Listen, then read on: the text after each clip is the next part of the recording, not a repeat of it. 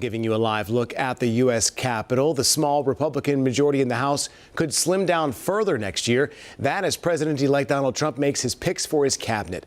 WCNC Charlotte's Julie Kay has been tracking the political impacts for us. And Julie, this means North Carolina's newly drawn districts are even more central to the Republican majority. Yeah, 3 sitting U.S. representatives from North Carolina did not run for re-election because they say they didn't really have a chance. I spoke with Congressman Wiley Nickel, who has made fair districts central to his message and plans to continue even after his term ends. In an election year full of tight races, Republicans came out on top in the White House and in Congress.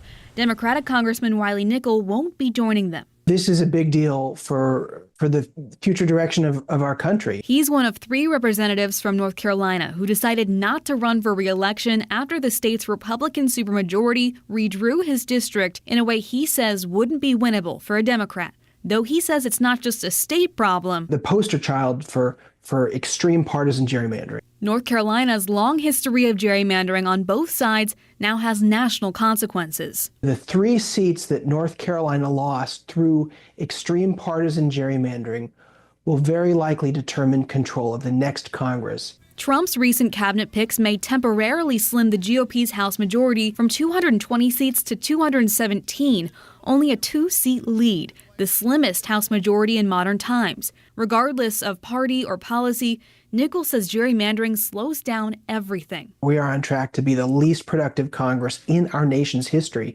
because of extreme partisan gerrymandering. That's why he introduced the Fair Maps Act back in April, which would require states to have a nonpartisan commission decide the maps, not the legislature.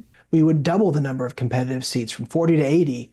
That's a big difference. But in line with his assessment, it still hasn't gone anywhere. With a historically tight majority incoming, Real competition for the best ideas. Time will tell if anything does. That's all the majority of folks in North Carolina want. Trump's picks still would have to resign from the House and then be Senate confirmed. But if that happens, only one House Republican disagreeing would keep something from passing. As for Nickel, he's looking to a potential Senate run in 2 years. Colin, back to you. All right, Julie, thanks for looking at those impacts for us.